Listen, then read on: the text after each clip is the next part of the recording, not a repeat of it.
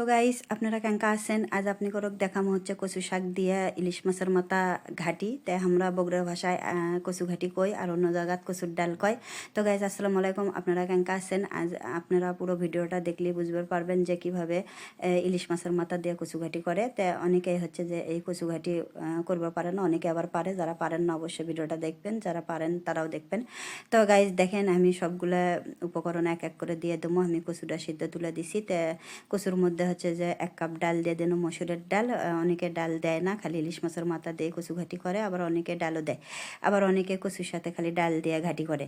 তো গাইস দেখেন হচ্ছে যে ডাল দেওয়ার পরে আমি এক এক করে সব উপকরণ দিয়ে দেবো। এখন হচ্ছে কাঁচামরিচ কুচি দিচ্ছি, তারপরে হচ্ছে যে একটু পেঁয়াজ কুচি দেবো, তারপরে হচ্ছে যে হলুদের গুঁড়া দেবো, তারপরে হচ্ছে 2 চা চামচ লবণ দেবো, তারপরে হচ্ছে যে জিরের গুঁড়া দেবো, আদা রসুন পিসা দেবো আন্দাজ করে।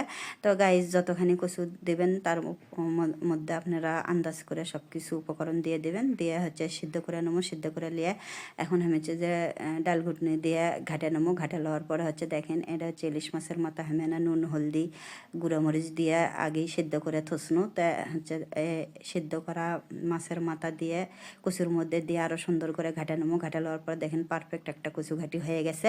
তা কচু ঘাটির সাইডে থুয়ে আমি এখন তেলানি দেবো। তো তেলানি দেবার গেলে পেঁয়াজ কুচি দেওয়া লাগবি, তারপরে হচ্ছে যে তেজপাতা মশলা, তারপর হচ্ছে যে আদা ভাজা করে নিয়ে এর মধ্যে মিচ্ছান হচ্ছে যে পাঁচফোড়ন দেওয়া লাগবে। পাঁচফোড়ন দিয়ে ভেজা লওয়ার পরে এটা কচু ঘাটির মধ্যে ঢালে দেবো, কারণ এটা ছোটো বাসন, এর মধ্যে কচু ঘাটি দেওয়া যাবে না, তাই এর থেকে ওর মধ্যেই ঢালে দেবো। দেওয়ার পরে দেখবেন পারফেক্ট একটা কচু ঘাটি হয়ে যাবে। তো গাইজ ভিডিওটা ভালো লাগলে আপনারা অবশ্যই লাইক কমেন্ট শেয়ার করবেন এবং বেশি বেশি সাবস্ক্রাইব করবেন, আর আমার ভিডিওগুলো শেয়ার করে দেবেন। তো গাইজ দেখেন কি সুন্দর কচু ঘাটি হয়েছে। এখন আমরা নামে পরিবেশন করবো।